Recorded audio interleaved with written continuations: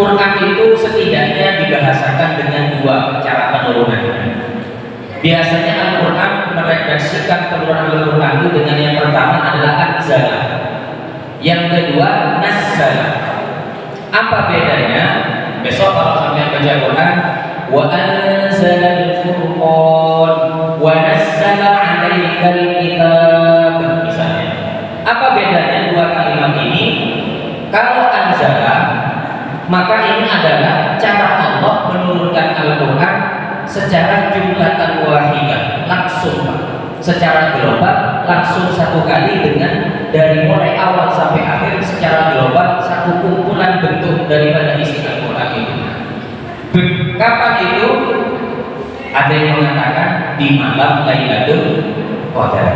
Sehingga di surat Lailatul Qadar, inna anzalnahu, ada domir, katanya anak santri, hu itu domir, kata ganti. Kemana kembalinya hu? Kepada lafaz Al-Quran. Jadi seakan-akan kita mengartikan inna, sesungguhnya kami. Siapa maksudnya kami itu? Allah, dan juga melalui perantara malaikat. Anzalna itu telah menurunkan siapa kami. Menurunkan apa? Hu, pada Al-Quran. Kapan turunnya? Fi Lailatul Qadri, di malam Lailatul Qadar. Jadi yang pertama proses penurunannya secara langsung jumlatan wahidah, pakai bahasa anzala. Ada yang kedua dengan bahasa nazzala, menurunkan Allah itu kepada Al-Quran, tapi dengan cara bukan jumlatan wahidah, tapi diaksur, dicicil, hasbal waqa'i wal hawadis, sesuai kejadian dan juga peristiwa yang menimpa Rasulullah pada waktu itu, sesuai kebutuhan. Dan salah satu ayat yang pertama kali turun dengan cara diaksur itu adalah surat Al-Alaq.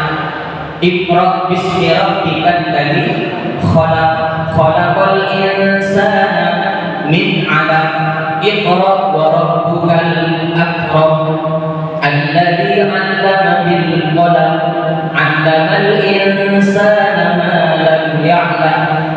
Ini adalah 5 ayat yang turun pertama kali dengan cara diaksur hasbal waqa'i wal hawadis, yaitu ketika Rasulullah pertama kali akan diangkat menjadi Rasul di umur 40 tahun, maka Allah pun menurunkan ayat ini di Gua Hira, yang kemudian Rasulullah menggigil, gemeteran. Kenapa sebab gemeteran?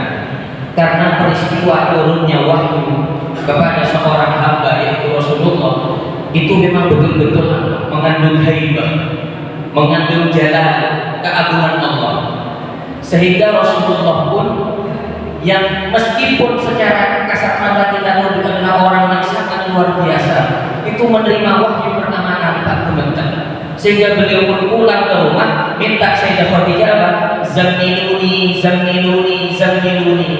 Kalau dalam bahasa lain, dasfiruni, dasfiruni, selimuti aku, wahai Sayyidah Khadijah. Saking apa Pak ya? Haibahnya kalam Allah. Sehingga dalam Aqidatul Awam disebut bagaimana kalam Allah itu bila harfin wala syartin. Salah satu sifat ciri khas kalamnya Allah adalah tanpa suara, tanpa huruf. Lalu kenapa Ustaz kok Al-Quran sekarang kita ini kok ada hurufnya, ada titiknya, begitu Pak? Ada harokatnya. Apakah itu bukan kalam Allah? Kalam Allah, Pak. Cuma kalam Allah yang sudah apa ya? Diadaptasikan kepada bahasa kita. Contoh paling gampang sering saya contohkan itu Pak ya. Kita kalau ngobrol dengan anak kita yang masih balita mungkin, kalau saya misalnya nyuruh dia apa misalnya, nah kamu kesana ya, tapi dengan bahasa saya, padahal anak yang saya hadapi umur 3 tahun bisa. Lalu saya ngomong ke anak saya, nah kamu sekarang wajib ikuti ayah, kamu harus kesana dengan bahasa formal saya, dengan menurut dengan sesuai pemahaman saya. Maka anak saya umur 3 tahun dan mungkin paham dengan perintah saya. Kenapa? Karena bahasa saya ketinggian ketika didengar oleh anak saya. Tapi coba saya menegur, beradaptasi sesuai dengan kemampuan akal anak saya, maka saya pun merangkak, kemudian bilang ke anak saya, sini. Akhirnya dia pun dengan kalimat yang singkat bisa mengikuti perintah kita. Kenapa? Karena kita melebur ke dunianya, memakai bahasanya dia. Akhirnya dia pun yang mungkin secara kasat mata masih kecil, dia pun bisa mengikuti. Begitu pula cara Allah menurunkan Al-Quran melalui malaikat Jibril. Kalau Allah mengeluarkan kalam aslinya yang tanpa huruf, tanpa suara, maka saya yakin kita semua tidak mungkin bisa ngaji, kita bisa baca Quran, karena Qurannya tidak ada huruf, tidak ada suara. Karena itulah kenapa Nabi Musa ketika sudah pulang dari Bukit Tursina mendengar kalamnya Allah yang sangat indah, maka beliau pun ketika pulang dari Bukit Tursina dengerin suaranya manusia itu muntah-muntah. Kenapa? Karena telinga beliau sudah kemasukan suara yang sangat indah kalam Allah, terus dibandingkan dengan kalam kaumnya itu kedengaran seperti kalamnya himar. Jadi kalamnya kaumnya waktu itu kedengaran seperti suaranya keledai, sehingga beliau pun ketika mendengar suara kaumnya muntah-muntah, dan efek ini sampai berefek selama 40 hari 40 malam, baru telinga beliau normal kembali bisa mendengar kalamnya kaumnya. Saking indahnya kalamun. Dan seterusnya, ini adalah cerita singkat yang mungkin sampai semua sudah tahu bahwa proses pengeluaran Al-Quran seperti itu. Hanya saja pada malam ini saya ingin menekankan satu hal lain dari nuzulul Quran. Apa? Tentang hikmah atau kandungan yang akan ingin disampaikan Quran melalui ayat-ayatnya. Yang pertama apa? Saya itu tertarik ke Quran yang pertama adalah dari sisi bahasa.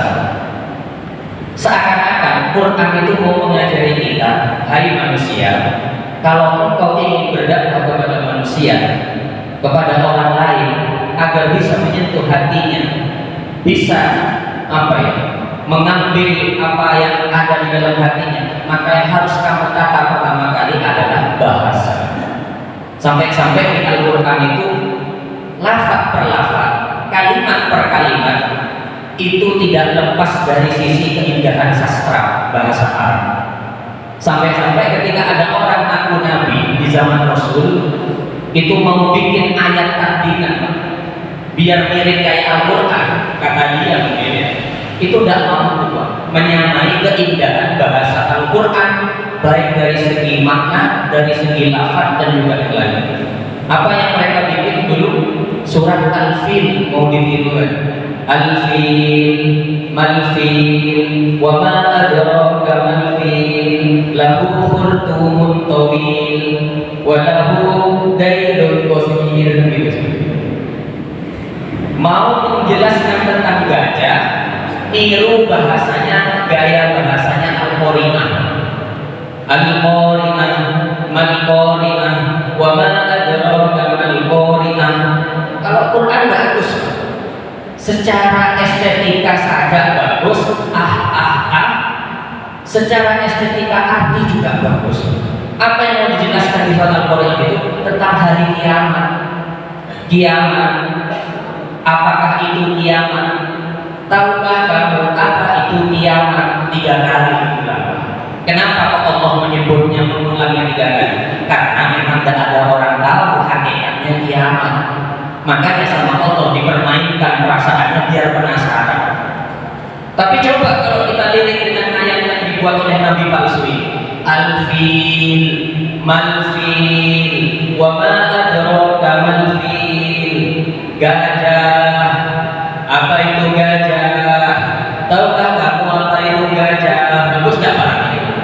Tak bagus, karena meskipun tidak ada ayat ini pun kita tahu gajah itu seperti apa. Lahu khurtumun tawil, gajah itu punya belalai panjang. Siapa yang tidak tahu? Tapi kalau Al-Qari'ah, Allah gambarkan hari kiamat itu sangat indah, sangat detail. Bahkan bagi orang yang banyak dosa, insya Allah takut kalau mau merenungi arti daripada surat Al-Qari'ah. Gimana ada merinding? Yauma yakunun nasu kal farashil mabthus wa takunul jibalu kal ihdil manfush. Pada hari itu gunung-gunung seperti kapas-kapas yang berterbangan. gunung yang beratnya seperti itu suatu saat di hari kiamat akan berterbangan seperti halnya kapas berterbangan. Kan ngeri. Gunung yang gedenya kayak itu di hari kiamat seakan-akan tidak ada lagi. Maka inilah yang pertama, spirit Al-Quran yang ingin disampaikan kepada kita apa? Yang pertama adalah tentang ayo kita bersama-sama menata bahasa.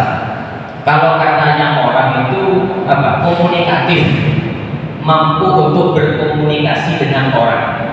Dengan orang yang atasan biasanya bahasanya agak tinggian. Orang yang sedang ya agak sedang. Nanti sama orang yang agak bawahan, ya agak bawahan. Jangan sampai kepada orang bawahan, tapi bahasanya pakai bahasa yang tinggi. Insya Allah tidak akan dimengerti. Misalnya ada orang petani nandur apa itu di padi langsung, Pak petani gimana prospek besok? Gimana analisa itu? Bahasanya tinggi, akhirnya nggak ngerti. Realisasinya, sasi. Jadi tiru Al-Quran, bagaimana cara mengatur bahasa komunikatif kepada umat yang dihadapi. Yang kedua adalah Al-Quran itu selalu memberi contoh 3 masa lalu, masa kini, dan masa yang akan datang. Contoh masa lalu siapa? Contohnya adalah cerita-cerita nabi-nabi zaman dulu. Nabi-nabinya sudah wafat, tapi ternyata di Al-Quran masih ada kisah-kisahnya. Apa tujuan Allah menceritakan kisah-kisah Nabi terdahulu? Untuk menguatkan hati Nabi Muhammad ketika menghadapi kaumnya yang sangat usil dan jahil. Contoh siapa dicontohkan Al-Quran? Banyak, Pak. Nabi Nuh dicontohkan. Tahukah engkau, wahai Muhammad, Nuh itu loh dulu bikin perahu, bikin kapal, nggak main-main bikinnya, Pak. Bukan di pinggir pantai kayak di Pangandaran, enggak, tapi di atas gunung. Orang-orang kafir musyrikin gimana? Jelas. Ini begini nih kok bikin kapal kok di atas gunung, nggak sampai akal mereka. Memangnya ada banjir yang sampai ke atas gunung? Sampai-sampai ini Pak, kalau dalam sebuah kitab dijelaskan saking bencinya mereka kepada Nabi Nuh sampai kapal beliaunya belum jadi ini bahasa kasarnya kodil hajat, di kodil hajat ini kapalnya sampai berlumuran dengan kotoran manusia. Akhirnya gimana? Oleh Allah langsung spontan dijawab. Ketika siapa yang ingin di situ, kodil hajat di situ, perutnya mulus. Obatnya apa? Obatnya tidak ada lain, tidak ada bukan adalah kotorannya sendiri. Jadi di mana ada penyakit, disitulah obatnya. Dan obatnya biasanya hasil perbuatannya sendiri.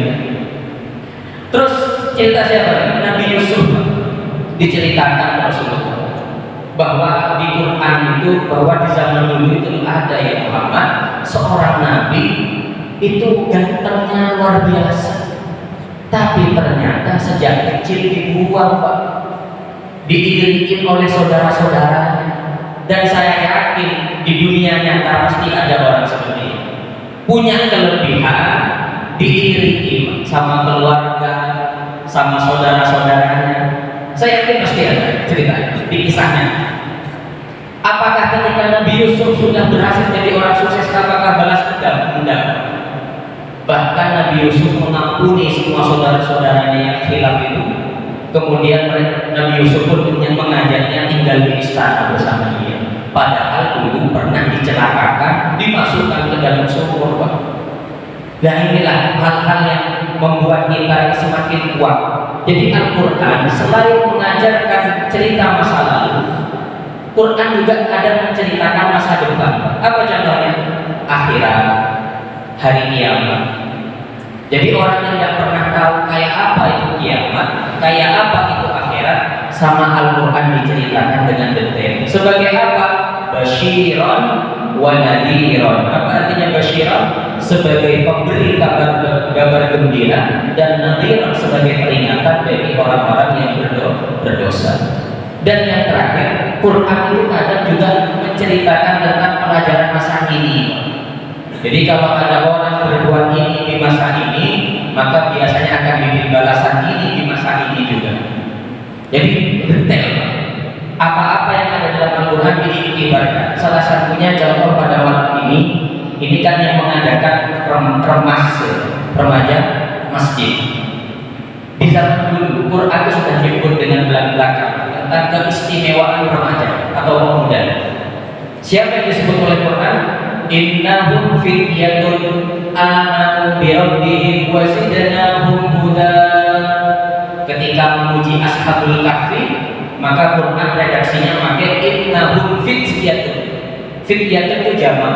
Kalau katanya anak santri, fityatun itu jamak taksir. Mengikuti wazan fi'atun. Mufradnya fatah. Makanya apa? Laisal fatah mayyaqulu hadza abi. Bukanlah pemuda sejati orang yang selalu membangga-banggakan ini ayahku, ini bapakku, ini ibuku. Bukan pemuda sejati. Walakinnal fatah mayyaqulu hadza. Akan tetapi pemuda sejati ialah dia yang mampu untuk berkata inilah aku, bukan inilah ayah. Maka bahasanya Al-Quran pakai remaja, pemuda, memuji keteguhan iman daripada Ashabul Kahfi, rela meninggalkan rumah, rela meninggalkan keluarga untuk menyelamatkan imannya. Kemana mereka bertujuan lari? Ke dalam gua. Kalau sampai membaca surat Al-Kahfi dari awal sampai akhir, insya Allah sambil baca-baca terjemah itu akan mengerti gimana sih keteguhan sikap mereka Ashabul Kahfi. Sampai-sampai 7 orang ini ditemani oleh seekor anjing namanya siapa? Kitmir. Bahkan Kitmir ini saking setianya untuk menjaga gua Ashabul Kahfi sampai jadi tulang belulang. Karena Ashabul Kahfi ditidurkan dalam gua oleh Allah selama 309 tahun. Bayangkan 3 abad lebih tidur dalam gua. Ya siapa tahu kemarin yang kejadian apa itu kapal selam ya, kapal selam KRI Nanggala 402. Ya siapa tahu oleh Allah nanti tiba-tiba dibangkitkan nanti pas di 300 tahun kemudian, tapi tidak mungkin karena sudah dinyatakan gugur syahid. Syahidnya kalau mati dalam keadaan tenggelam namanya syahid fit dunia atau fit akhirah. Syahid itu ada di 3. Yang pertama adalah syahid fit dunia, yang kedua syahid fit akhirah, dan yang ketiga adalah syahid fit dunia wal akhirah. Kalau orang yang mati dalam keadaan kerubuhan karena gempa misalnya, orang yang mati dalam keadaan sakit perut, mengetuk, orang yang mati dalam keadaan terbakar, tenggelam, maka orang tersebut dikategorikan syahid fil akhirah. Oleh orang di dunia yang dianggap syahid, tapi di akhirat nanti dianggap sebagai orang yang syahid. Ini adalah orang-orang yang mati dalam keadaan seperti itu. Maka Ashabul Kahfi ini seorang pemuda. Siapa lagi disebut oleh Al-Quran dalam yang disebut dengan fakta? Ibrahim. Gimana ada redaksi Al-Quran? Innahu fatan yuqalu lahu Ibrahim. Sesungguhnya ada seseorang yang gak ikut Namrud untuk pergi jalan-jalan, dia namanya adalah Ibrahim.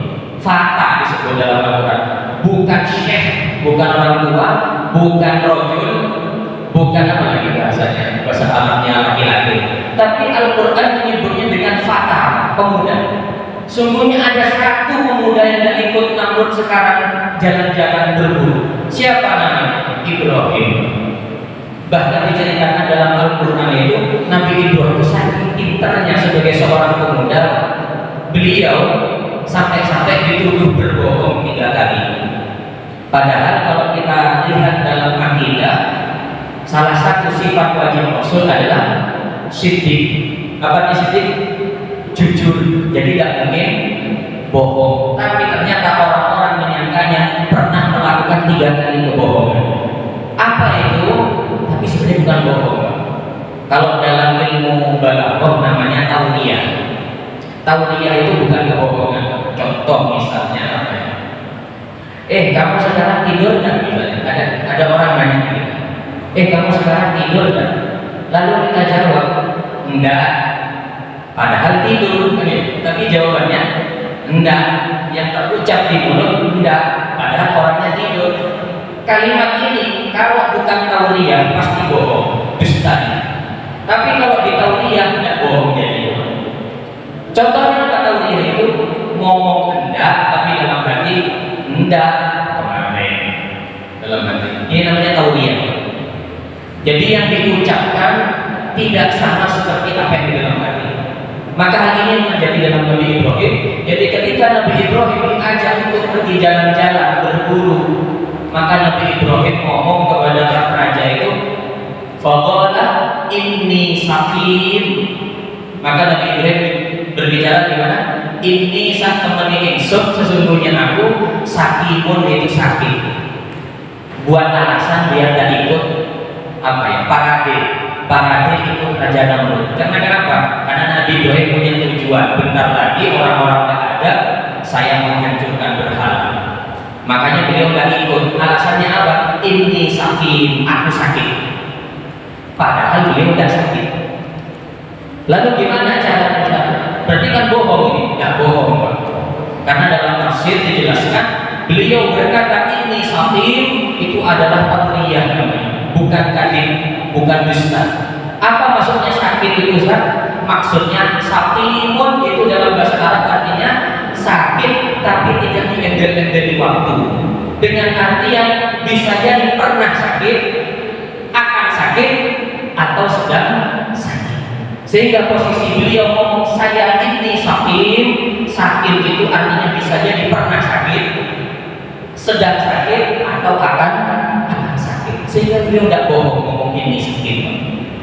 Contoh kedua, ketika beliau berargumen dengan Namrud, ketika menghancurkan berhala, yang kecil-kecil dihilangin kepalanya, disisain yang gede.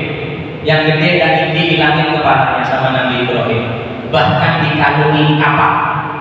Lalu ketika Namrud bertanya, hei Ibrahim, apakah kamu yang menghancurkan berhala-berhala kecil ini? Maka jawaban Nabi Ibrahim gimana? Bal fa'alahu kabiruhum. Enggak, itu yang terjadi yang gede. Yang terjadi yang gede. Kalau ditinjau secara fakta, dusta ya, gitu. Oh, yang menghancurin Nabi Ibrahim gitu. Ternyata beliau ngomongnya bal fa'alahu kabiruhum, bukan saya yang menghancurin, yang gede. Maka apa argumennya secara tauriah? Argumen secara tauriah adalah Nabi Ibrahim mengejek sebenarnya.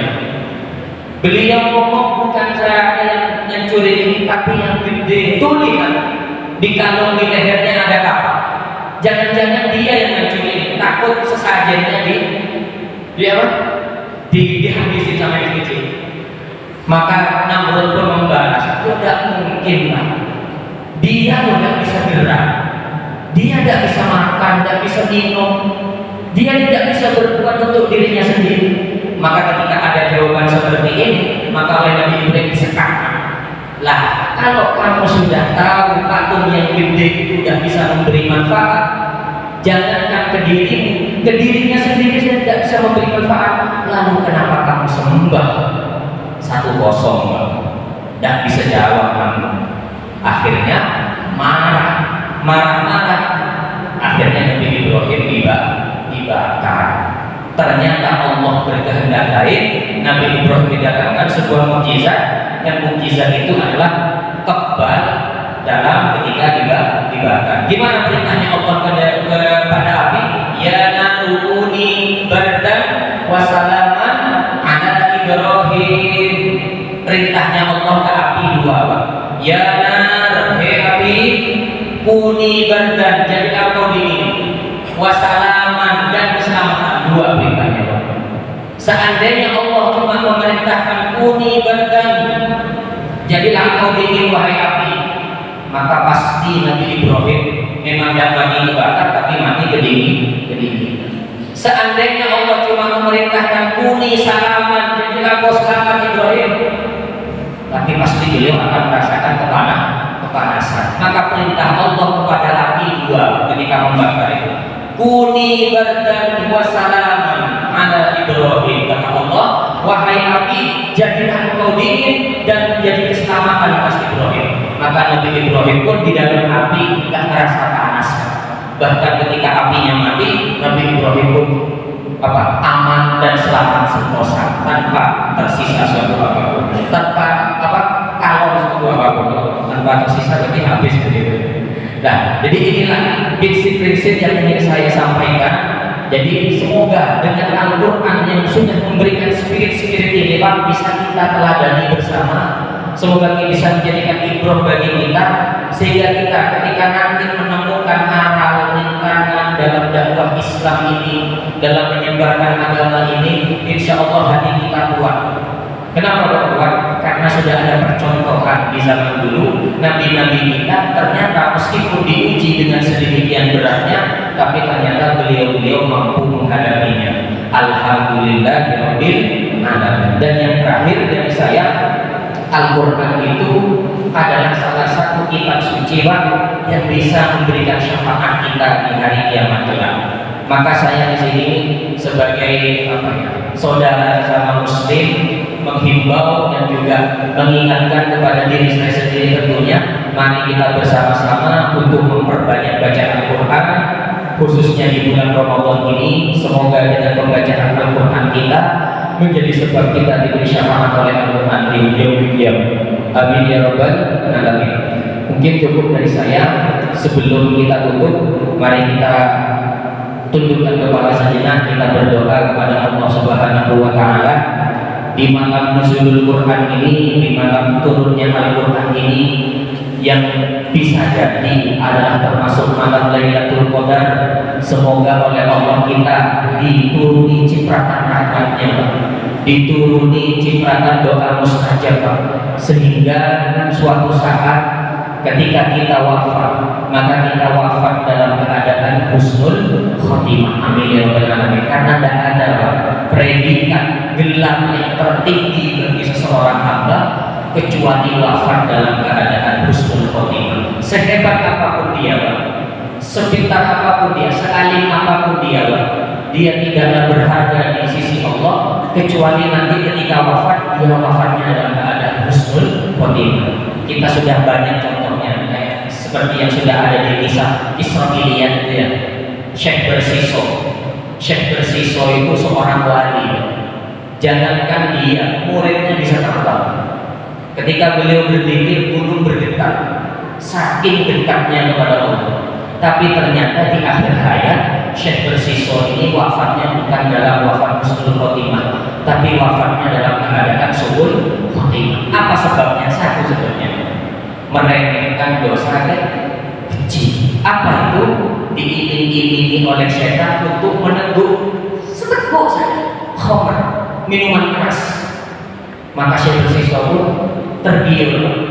Kok bisa tergiur? Iya, karena iming-imingnya setan itu hebat. Karena di telinga Syekh Bersiso, setan mengiming-imingi, dengan kamu minum seteguk khamr, maka kamu pasti merasa berdosa kepada Allah. Kalau engkau merasa berdosa kepada Allah, pasti ibadahmu makin khusyuk. Kan seperti itu. Ya Allah, aku nanti kok minum khamr gitu. Diiming-iming kayak gitu sama setan. Ayo teguk, tidak apa-apa, sedikit aja. Kan meskipun sedikit nanti kan jadi sebagai motivasi biar ibadahnya makin khusyuk, biar ibadahnya makin tomat, akhirnya tergiur. Diminum seteguk sedikit. Ketika diminum seteguk yang sedikit itu, tapi dengan niat meremehkan, maka kemudian beliau mabuk. Ketika mabuk melihat perempuan cantik, akhirnya perempuan cantik ini dizinai. Ketika dizinai, ketahuan orang, akhirnya orang yang tahu bahwa beliau berzina dibunuh sama Syekh Bersiso. Dan ketika sudah dibunuh, oleh Allah dicabut nyawanya dalam keadaan melakukan 3 dosa sekaligus: minum khamr, berzina, dan yang ketiga adalah membunuh orang. Maka jangan sekali-kali kita meremehkan dosa kecil, karena hadapnya Rasulullah itu la shaghirata ma'al istimrar, tidak ada dosa kecil kalau dilakukan secara terus-menerus. Wala kabirata ma'al istighfar, dan tidak ada dosa besar kalau selalu digempur dengan baca istighfar. Semoga kita dijadikan oleh Allah sebagai orang yang husnul khotimah. Amin ya rabbal alamin.